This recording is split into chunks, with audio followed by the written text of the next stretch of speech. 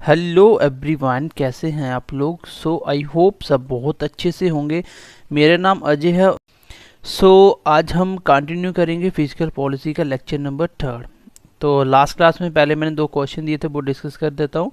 Then आज की class में भी हम कॉन्सेप्ट के ऊपर ही बात करेंगे। पहले हमने सारे इसके फैक्ट पढ़ लिए, अब हम कॉन्सेप्ट स्टार्ट किए थे। एंड देन लास्ट क्लास में हम लोग इसकी इम्पॉर्टेंट टर्म्स पढ़ेंगे। ठीक है, फिर हम इसके एमसीक्यूज देखेंगे। तो फिजिकल पॉलिसी में मैंने लास्ट 2 क्वेश्चन क्या थे मैं ये बता देता हूँ। लास्ट क्लास में मैंने आपको एक्सपेंडिचर और आपका इनकम के बारे में समझाया था। मैंने ये क्वेश्चन दिए थे, एक हाँ ये था कि कस्टम ड्यूटी जो टैक्स लगता है वो क्या होता है। तो कस्टम ड्यूटी बेसिकली सब बच्चों ने सही से आंसर भी दिया था, अब आप बहुत अच्छे से समझ चुके हो। कस्टम ड्यूटी क्या होता है, एक रेवेन्यू है। क्यों? क्योंकि इसके लिए ना तो सरकार का कोई कर्जा बढ़ रहा है और ना ही सरकार की कोई संपत्ति कम हो रही है, दोनों पे कोई इफेक्ट नहीं आ रहा है, लेकिन सरकार की इनकम बन रही है। तो वो कौन सी होगी? रेवेन्यू। एक मैंने और बताया था आपको, डिस इन्वेस्टमेंट। ये क्या होता है? देखो, डिस इन्वेस्टमेंट का मतलब होता है सरकार अपने शेयर बेच रही है, प्राइवेट कर रही है। जैसे अभी रेलवे प्राइवेट कर रही है, बीएसएनएल प्राइवेट कर रही है, एलआईसी प्राइवेट कर रही है। सब कुछ जो भी प्राइवेट हो रहा है, ये सब क्या हो रहा है, इसको बोलते हैं डिस इन्वेस्टमेंट। अब ये क्या है, सरकार की क्या कर रही है, संपत्ति कम कर रही है। तो इनकम तो है, लेकिन कौन सी? जुगाड़ वाली, इसलिए कैपिटल इनकम है। तो आई होप ये कॉन्सेप्ट बहुत अच्छे से समझ गए होंगे। आज मैं आपको थोड़ा सा बता दूंगा टैक्स और नॉन टैक्स के बारे में, फिर हम आगे क्लास को कंटिन्यू करेंगे। एक होता है टैक्स, टैक्स से पैसा आना। और कौन कौन सा होता है? Direct tax. और एक होता है आपका इनडायरेक्ट टैक्स।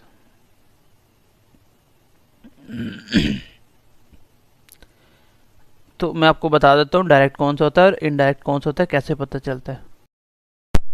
चलो अब हम पढ़ लेते हैं टैक्स के बारे में। तो मैंने इसको एक बार पहले ही लिख दिया ताकि थोड़ा टाइम बच जाए हमारा। तो डायरेक्ट इनकम, इनडायरेक्ट इनकम। तो इनकम किस किस प्रकार की हो सकती है जो टैक्स से थ्रू आएगी? एक डायरेक्ट तरीके से, एक इनडायरेक्ट। अच्छा, डायरेक्ट टैक्स कौन कौन से होते हैं, दिमाग के अंदर बैठा लेना बात को। डायरेक्ट टैक्स वो सारे टैक्स जो हम किसी दूसरे के ऊपर ट्रांसफ़र नहीं कर सकते। मतलब अगर आपको टैक्स देना तो वो आपको ही पे करना पड़ेगा, आप दूसरे के ऊपर ट्रांसफ़र नहीं कर सकते। कैसे? जैसे फॉर एग्जांपल मैं बोलता हूँ, इनकम टैक्स होता है। आपकी अगर गवर्नमेंट जॉब है, तो इनकम टैक्स आपको देना पड़ता है। तो जो आपकी सैलरी है उसमें से डायरेक्ट आपकी सैलरी अकाउंट से कटता है। आप ऐसा नहीं बोल सकते कि मेरी सैलरी का टैक्स दूसरी बंदे की सैलरी से लगा लो, तो ऐसा नहीं चलेगा। तो वो डायरेक्ट आपसे देना, आपको पे करना पड़ा। ऐसे समझ लो जो आपको सिर्फ आपको ही पे करना, उसमें आप अपना बर्डन किसी के ऊपर फॉरवर्ड नहीं कर सकते। इस तरह का टैक्स क्या होता है? डायरेक्ट होता है। जैसे आप बोल दो एक्साइज ड्यूटी टैक्स देते हो, जैसे एक्साइज ड्यूटी देते हो आप, तो एक्साइज टैक्स आप डायरेक्ट देते हो, इसमें भी आप किसी को पुट फॉरवर्ड नहीं कर सकते। ऐसा कोई भी टैक्स जो मैं किसी को ट्रांसफ़र नहीं कर सकूँ, वो सारे क्या होते हैं? Direct tax. और इनडायरेक्ट टैक्स वो टैक्स होते हैं जो मैं किसी के ऊपर फॉरवर्ड कर सकूँ। It may be put forward to other. For example के लिए मैं बोल देता हूँ, जैसे जीएसटी इसका बहुत अच्छा एग्जाम्पल है। देखो, फिजिकल पॉलिसी, इसमें सिर्फ हम पॉलिसी ही पढ़ेंगे फिजिकल। आज मैं इसको टाइप पढ़ाने वाला हूँ। इसमें आता है टैक्स सिस्टम। अब बंदे क्या कर रहे हैं, आपका जो टैक्सेशन सिस्टम है वो सारा ये भी बीच में पढ़ाना स्टार्ट कर दिया। तो इससे क्या होना है, मैं आपको हमेशा बोलता हूँ कि डेप्थ का मतलब ये नहीं कि आप आउट ऑफ द सिलेबस चले जाओ। टैक्स सिस्टम अलग चीज़ है। अगर टैक्स सिस्टम आएगा उसमें आपको हर एक टाइप के टैक्स को डिटेल में पढ़ना पड़ेगा, किस तरह के टैक्स होते हैं।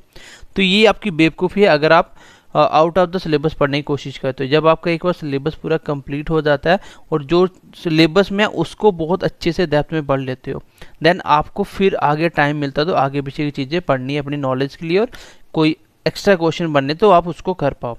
अदरवाइज पहले सिलेबस के अकॉर्डिंग चलना है। हमेशा सिलेबस को 2-3 घंटे लगा के अच्छे से पढ़ो पहले सिलेबस को, और सिलेबस पढ़ने के बाद फिर स्टार्ट करो टॉपिक। क्योंकि बहुत सारे लोगों को सिलेबस की समझ ही नहीं होती है, जिसकी वजह से बाद में प्रॉब्लम आती है, एग्जाम में क्वेश्चन नहीं बनता है। क्योंकि क्वेश्चन तो सिलेबस से आएगा और उस सिलेबस के अकॉर्डिंग ही क्वेश्चन बनेगा।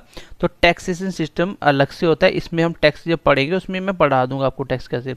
अभी मैंने आपको फिलहाल बता दिया डायरेक्ट और इनडायरेक्ट टैक्स क्या होते हैं। ठीक है। तो जीएसटी, जैसे जीएसटी क्या होता है, आप कोई भी चीज़ जैसे दुकान से कोई चीज़ लेके आते हो तो उस पर भी जीएसटी देना पड़ता है।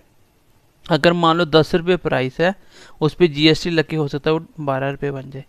तो वो दुकानदार को जीएसटी देना पड़ना था, लेकिन उसने क्या कर दिया, वो आपके ऊपर शिफ्ट कर दिया। तो जीएसटी टैक्स इनडायरेक्टली आप दे रहे हो, लेकिन वो दुकानदार को लेके आया, उस पर जीएसटी लगना चाहिए था।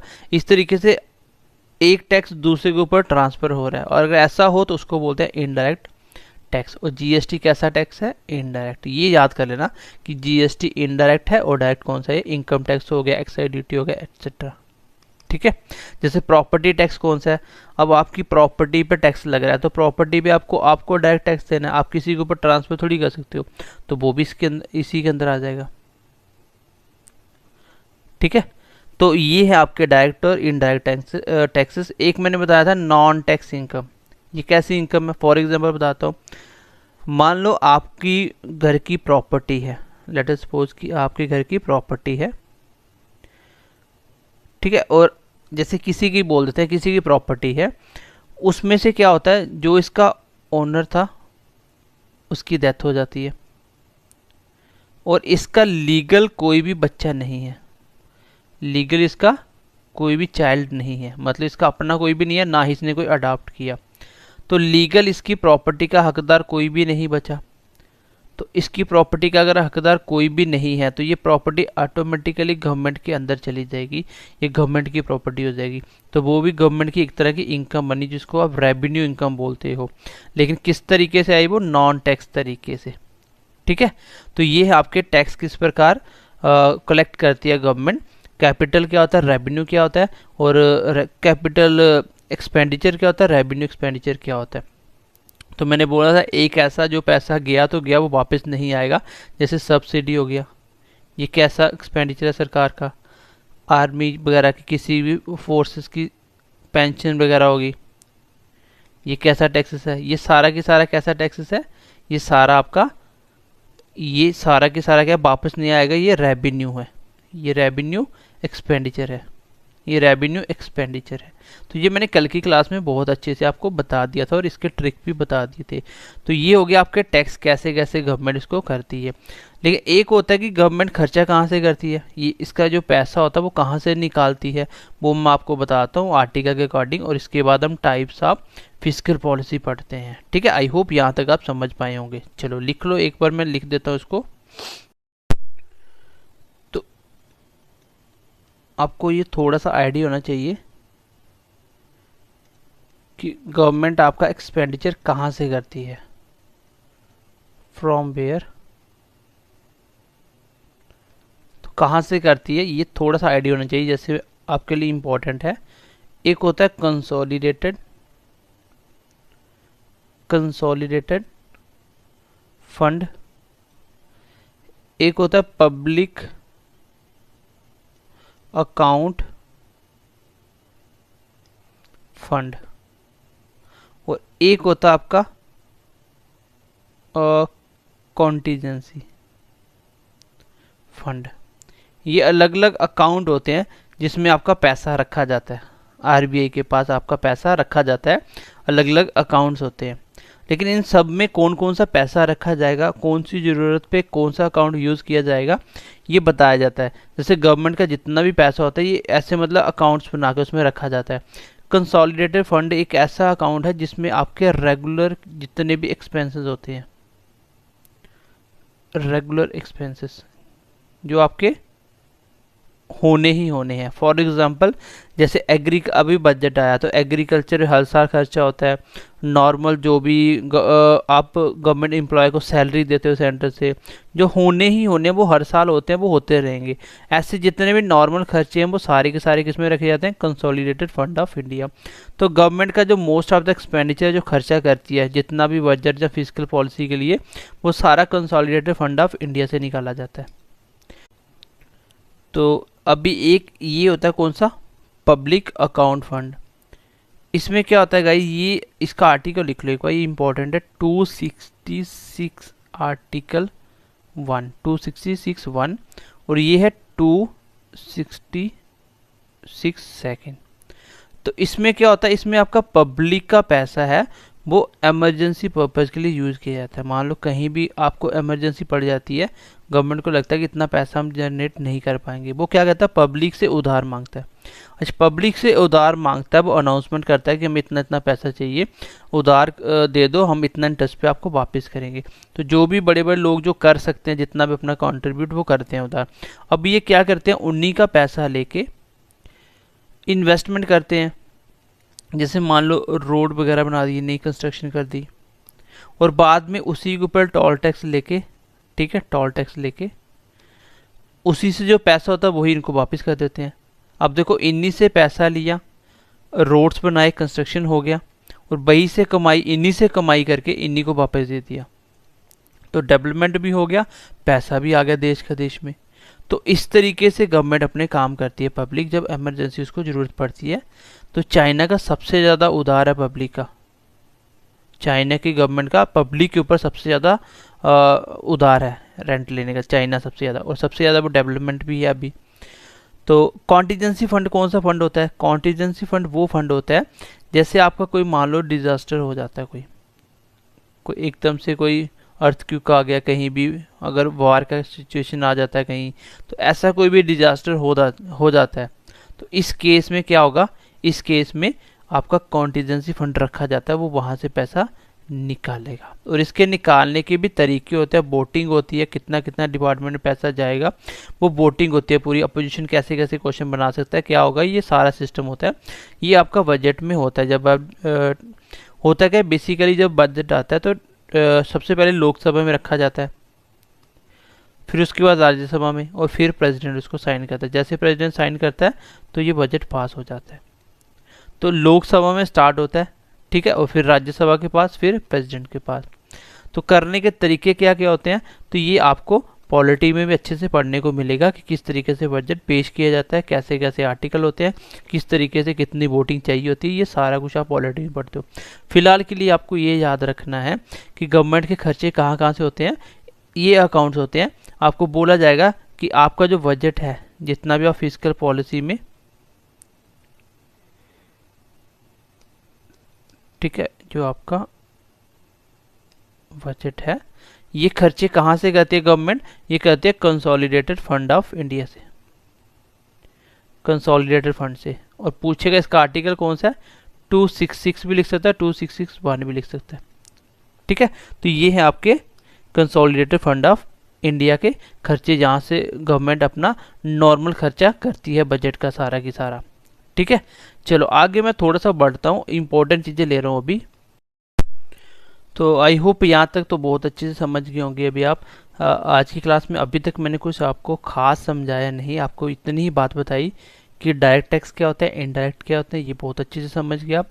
गवर्नमेंट खर्चे कहाँ कहाँ से करती है, मैं आपके नॉलेज के लिए बता दिया। यहाँ से ये पूछा जाता है कि गवर्नमेंट अपने बजट का जो खर्चा होता है वो कहाँ से करती है, नॉर्मली कंसोलिडेटेड फंड से, ठीक है। और ये कौन से आर्टिकल में, 266(1), और ये कौन से में, 266(2). आगे बढ़ते हैं। अभी एक आपका एक्ट आया था, physical responsibility budget management act 2003।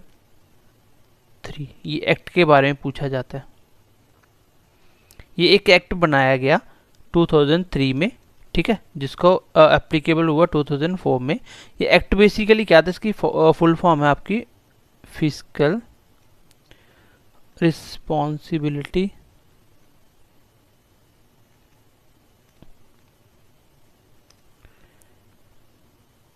And budget management.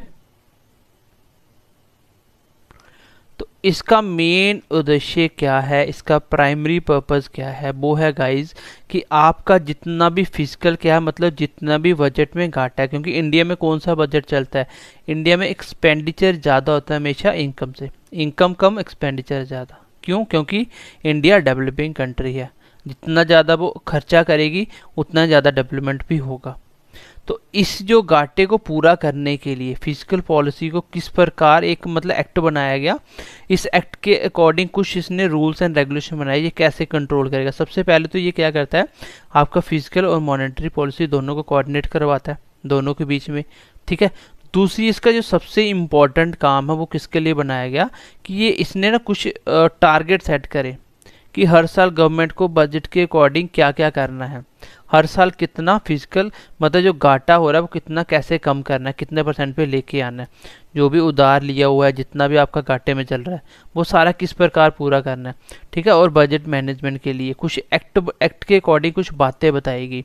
इसमें सबसे पहले क्वेश्चन पूछा जाता है कि इस एक्ट के अकॉर्डिंग जो आपका फिजिकल है वो कितना होना चाहिए, हर साल कितना % कम होना चाहिए। तो सबसे पहले एक तो इसने बताया कि आपका जो रेवेन्यू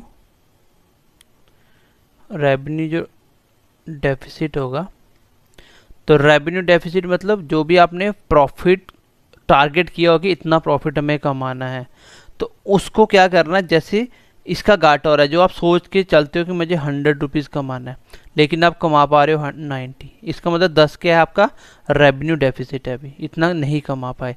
और इसने क्या किया, टारगेट 2003 में आया और 2004 में ये इम्प्लीमेंट हो गया, एप्लीकेबल हो गया, एनफोर्समेंट हो गया 2004 में।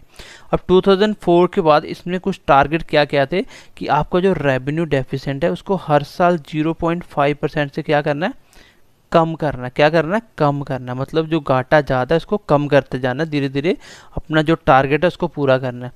तो इसका टारगेट था कि 2008 या 2009 तक आते आते हम क्या करेंगे, यहाँ तक आते आते हम अपना जो रेवेन्यू डेफिसिट है इसको 0% कर देंगे। इसको क्या करना है, 0 पे लेके आना है। तो 0 पे लेके आना है, हर साल कितना कम है, 0.5%। क्वेश्चन एग्जाम में पूछा जाएगा कि आपका जो FRBM जो एक्ट है 2003 में, उसमें रेवेन्यू डेफिसिट को कितना हर साल कम करने की टारगेट सेट किया गया था, मतलब क्या था उसका टारगेट, तो वो था सर 0.5% आपको हर साल कम करना है। और कब तक करना था ये, 2009 और 2008 और 9 के बीच बीच में इसको ख़त्म करना था। इसके बाद इसने दूसरा जो टारगेट था वो क्या था आपका, वो था आपका फिस्कल डेफिसिट, इसको कम करना, इसको कम करना। तो इसको कम करना, और इसमें ये था कि आपका 2008 और 2009 तक कितना लेके आना, आपको 3% पे लेके आ जाना। कितना मतलब 2008 और 9 तक 3% बचना चाहिए खाली। आपको पता अभी जो लास्ट हुआ था बजट उसके अकॉर्डिंग अभी तक कितना 38% चल रहा है। कहाँ 2008 और 9 में इसको 3% पे लेके आना था, 8% घाटे में चल रही है। ये कौन सा होता है, फिजिकल ये होता है जो आपने किसी कंट्री से उधार लिया हुआ है, जिसको आप डेट बोलते हो, ठीक है। जैसे किसी को आपने पैसा देना उधार लिया हुआ है अपना बजट पूरा करने के लिए, तो वो वाला फिजिकल पूरा करने के लिए अभी भी कितना, वो 38% पे इंडिया। और ये 2008-9 तक बोला गया था 3 पे लेके आना इस एक्ट के अकॉर्डिंग। तो इसकी फुल फॉर्म भी आ सकती है एग्जाम में, एक बात। दूसरी चीज़, इसका मेन मोटिव क्या था, इसका मेन मोटिव था सर आपका रेवेन्यू डेफिसिट को हर साल 0.5% से क्या करना, कम करना। कब तक, 2008 और 9 तक कंप्लीट करना था, लेकिन अभी तक ये नहीं हुआ। अब फिजिकल डेफिसिट है, जो भी आगे पीछे से उधार ले रखा है अपना बजट पूरा करने के लिए, हर साल जो बाहर से उधार लिया जाता है उसको 3% पे लेके आना। कब, टिल 2008 और 2009 तक इसका टारगेट था, बट स्टिल 2020 के बाद भी अभी कितना 38% है। तो ये छोटा सा एक्ट आप याद रखना। अभी हम पढ़ते हैं कि टाइप ऑफ फिजिकल पॉलिसी कितनी होती है। फिजिकल पॉलिसी जो होती है वो किस किस तरीके से, फिजिकल पॉलिसी आप टाइप लिख लो, फिजिकल पॉलिसी टाइप क्या होंगे, ठीक है। फिजिकल पॉलिसी टाइप, तो ये कितने टाइप की होंगी, मतलब किस किस प्रकार के ये आप फिजिकल पॉलिसी बनाते हो जो अपना बजट मैनेजमेंट करते हो, कैसे कैसे खर्चे कैसे करने हैं, कैसे आपको इनकम जनरेट करनी है, वो सारी पॉलिसी कितने कितने प्रकार से गवर्नमेंट ये करती है, कैसे अपना एक्सपेंडिचर बनाती है और कैसे अपना इनकम जनरेट करती है, ये दोनों को किस प्रकार करती है, ये इंपॉर्टेंट है। यहाँ से भी क्वेश्चन आता है टाइप ऑफ फिजिकल पॉलिसी से। तो इसके मैं तीनों टाइप लिखवा देता हूँ, आपको ध्यान से समझने की कोशिश करना उसको भी। आपका एक्सपेंडिचर ज़्यादा होता है और इनकम कम होती है, एक्सपेंडिचर ज़्यादा होता है और इनकम कम होती है। हम बात करेंगे इनकम और एक्सपेंडिचर की, इन दोनों की ही, ठीक है। क्योंकि दो ही मेन टूल्स होते हैं आपके कि गवर्नमेंट खर्चे कहाँ से करती है और इनकम कैसे बनाती है। ये मैंने आपको बहुत अच्छे से समझा भी दिया। तो इंडिया में कौन सा बजट चलता है? आप बोलोगे इंडिया में डेफिसिट बजट चलता है। क्यों?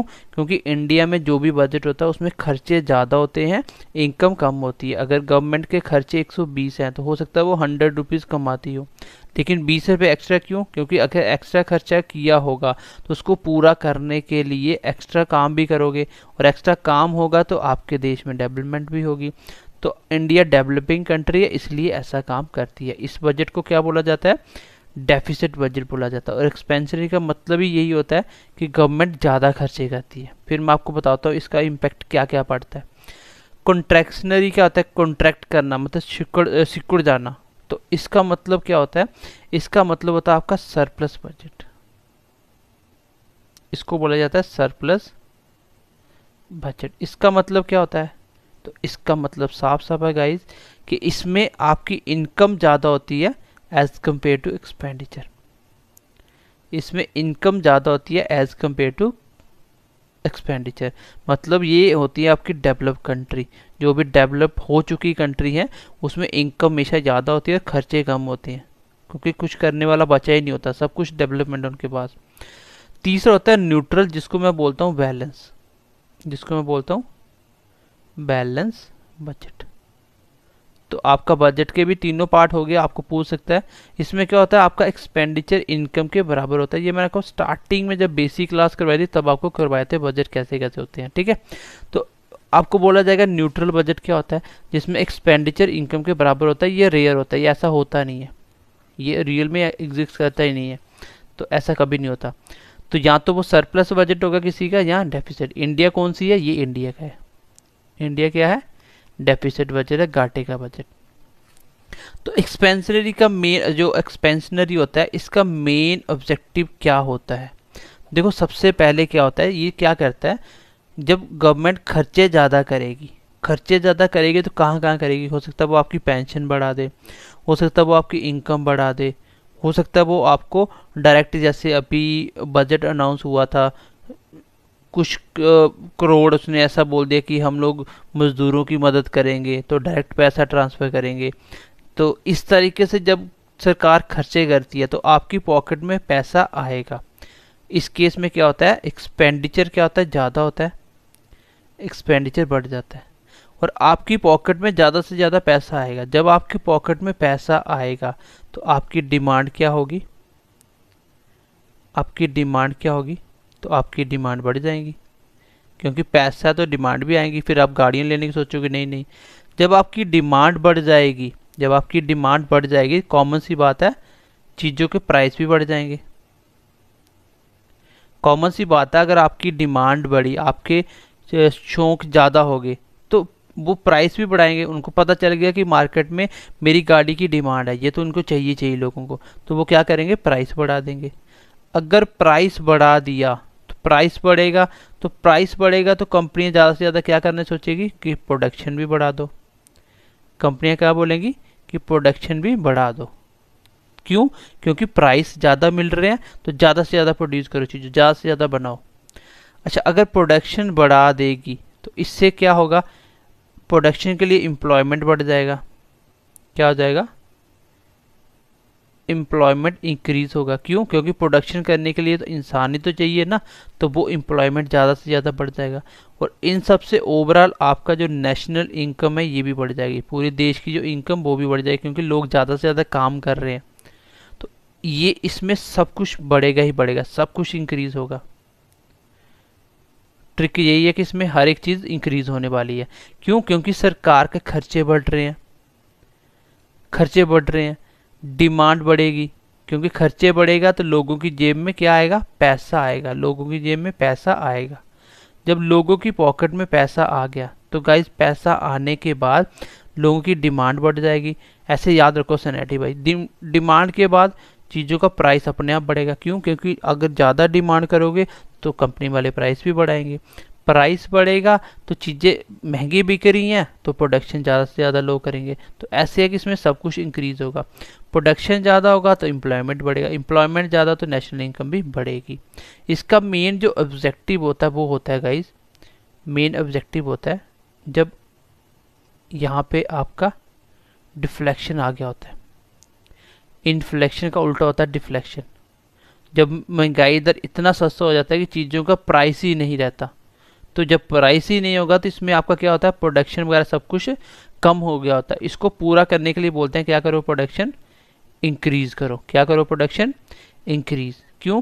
क्योंकि प्रोडक्शन होगा ज़्यादा से ज़्यादा तो लोगों के पास ऑप्शन बढ़ेंगे, लोग खरीदेंगे, धीरे धीरे काम करेंगे, एम्प्लॉयमेंट बढ़ेगा। तो ये डिफ्लेक्शन की जब कंडीशन आ जाती है तो उस कंडीशन को सुधारने के लिए ये वाली पॉलिसी ज़्यादा इम्पॉर्टेंट होती है, ज़्यादा अफेक्ट करती है इन चीज़ों के ऊपर। तो अभी आपने क्या पढ़ा मेरे साथ, आपने पढ़ा कि expansionary budget expansionary prime physical policy कौन कौन सी होती हैं, लिख लेना। एक्सपेंशनरी फिजिकल पॉलिसी और कॉन्ट्रैक्शनरी फिजिकल पॉलिसी और न्यूट्रल फिजिकल पॉलिसी। ठीक है। और इसी को बोला जाता है बैलेंस बजट, इसको बोला जाता है सरप्लस, इसको बोला जाता है डेफिसिट। डेफिसिट बजट क्या होता है, जब आपकी इनकम कम होती है एक्सपेंडिचर से। डेफिसिट बजट क्या होता है, जब आपकी इनकम कम होती है एक्सपेंडिचर से, खर्चे ज़्यादा होते हैं। तो इंडिया में यही चलता है बेसिकली। इस केस में क्या होता है, गवर्नमेंट ज़्यादा से ज़्यादा खर्चे करेगी तो सब कुछ इंक्रीज होगा। इसका मेन ऑब्जेक्टिव एग्जाम में कभी कभी पूछा जाता है कि आपका जो ये है आपका एक्सपेंशनरी जो फिजिकल पॉलिसी है, इसका मेन उद्देश्य क्या होता है, मेन ऑब्जेक्टिव क्या होता है, ये होता है डिफ्लेशन को कम करना। डिफ्लेशन को कम करना। डिफ्लेशन मतलब हर एक चीज़ सस्ती हो गई है, लोगों की इनकम नहीं है, लोगों की जेब में पैसा ही नहीं है, तो इसको इंक्रीज करना। क्योंकि मेन तो पैसे की गेम है, जब पैसा आएगा सब कुछ अपने आप बढ़ना स्टार्ट हो जाएगा। आगे आता है आपका कौन सा, कॉन्ट्रैक्शनरी। कॉन्ट्रैक्शनरी फिजिकल पॉलिसी होती है जिसको मैं सरप्लस बजट भी बोलता हूँ। ये कौन सा बजट होता है, जब आपका इनकम बढ़ जाता है एक्सपेंडिचर से। खर्चे कम इनकम ज़्यादा, खर्चे कम इनकम ज़्यादा। इस केस में आपको बोला जाएगा, इस केस में जो आपका रिसीट होगा वो क्या होगा, वो आपका ज़्यादा होगा। क्यों? क्योंकि आपके पास इनकम, रिसीट क्या होता है, गवर्नमेंट की इनकम, तो इनकम बढ़ जाएगी। क्यों? क्योंकि इनकम इसमें ज़्यादा ही है। जब इनकम ज़्यादा होगी, अगर इनकम ज़्यादा होगी तो फिर क्या क्या इफेक्ट आएंगे, ये देखो एक बार दिमाग लगा के। तो कॉमन सी बात है, जब इनकम बढ़ जाएगी तो आपके एक्सपेंडिचर क्या होंगे, कम हो जाएंगे, खर्चे कम हो जाएंगे। क्योंकि अगर इनकम बढ़ाओगे तो एक्सपेंडिचर कम करने पड़ेंगे। क्यों? क्योंकि इनकम बढ़ाने के लिए आपने क्या किया, ज़्यादा से ज़्यादा लोगों के ऊपर टैक्स लगाए। भाई ज़्यादा से ज़्यादा लोगों के ऊपर टैक्स लगाए। जब ज़्यादा से ज़्यादा टैक्स लगाए, आप खर्चे कम कर रहे हो, खर्चे लोगों के ऊपर खर्चे कम कर रहे हो, लोगों को वेलफेयर कम दे रहे हो, तो उनके ऊपर उल्टा टैक्स ज़्यादा लगा रहे हो। तो क्या होगा, खर्चे गवर्नमेंट कम करेगी तो लोगों की जेब में मनी क्या होगा, लेस हो जाएगा। मनी क्या होगा, लेस हो जाएगा। जब लोगों के पास मनी क्यों नहीं जाएगा, क्योंकि सरकार अभी इनकम जनरेट कर रही है, जिसमें सरकार को इनकम ज़्यादा करनी है, एक्सपेंडिचर कम करना है। जब एक्सपेंडिचर ही नहीं होगा तो आपकी पॉकेट में पैसा कहाँ से आएगा, गवर्नमेंट की स्कीम्स नहीं होगी, गवर्नमेंट आपको नौकरी नहीं देगी, किसी भी तरीके से आपको पैसा नहीं दे रही, तो आपके पास पैसा कम हो जाएगा। क्योंकि इनकम सरकार बढ़ा रही है लेकिन आपके पास पैसा कम हो जाएगा। जब ऐसा होगा तो आपके पास मनी कम हो जाएगी। जब मनी कम होगी तो डिमांड ऑटोमेटिकली क्या हो जाएगी, कम होगी। जब पैसा ही नहीं तो डिमांड क्या करोगे, जब डिमांड ही नहीं होगी तो प्राइस भी कम करेंगे। लोग सोचेंगे चलो डिमांड नहीं है, इन चीज़ों को सस्ता करो तो ही तो लोग लेंगे। कोई चीज़ नहीं बिक रही, ख़राब होने से बेटर है सस्ता करके बेच दो। जब प्राइस कम है तो कंपनी वाले क्या करेंगे, प्रोडक्शन कम करना स्टार्ट कर देंगे, वो चीज़ें बनाना ही कम कर देंगे। जब चीज़ें कम बनेंगी तो क्या होगा, चीज़ें कम बनेंगी तो अनएम्प्लॉयमेंट आएगा। क्यों आएगा अनएम्प्लॉयमेंट, चीज़ों को लॉजिकली एक साथ पकड़ो। क्यों आएगा अनएम्प्लॉयमेंट, ऐसे बोल सकते हो कि एम्प्लॉयमेंट क्या होगा, उसमें बढ़ रहा था इसमें कम हो जाएगा। क्यों? ये इसलिए होगा क्योंकि जब प्रोडक्शन ही नहीं करनी, जब प्रोडक्शन करनी ही नहीं है तो मुझे लोगों की ज़रूरत क्या है, मैं क्यों किसी को नौकरी पे रखूँगा, तो मुझे अनएम्प्लॉयमेंट ज़्यादा होगा इसमें, मतलब जिसको बोल सकते हो एम्प्लॉयमेंट कम हो जाएगा। एम्प्लॉयमेंट कम होगा तो देश की इनकम भी कम होगी, नेशनल इनकम भी कम होगी। तो इस केस में आपने देखा सब कुछ क्या हो रहा है, डिक्रीज हो रहा है। एवरीथिंग क्या हो रहा है, decrease, everything will be decrease. क्यों? क्योंकि गवर्नमेंट ने खर्चे कम करे। तो इसका मेन जो ऑब्जेक्टिव होता है वो क्या होता है, जो इसका मेन काम होता है, ये क्यों लाई जाती है ऐसी पॉलिसी, ये ऐसी पॉलिसी तब लाई जाती है जब आपका इन्फ्लेशन बढ़ गया हो,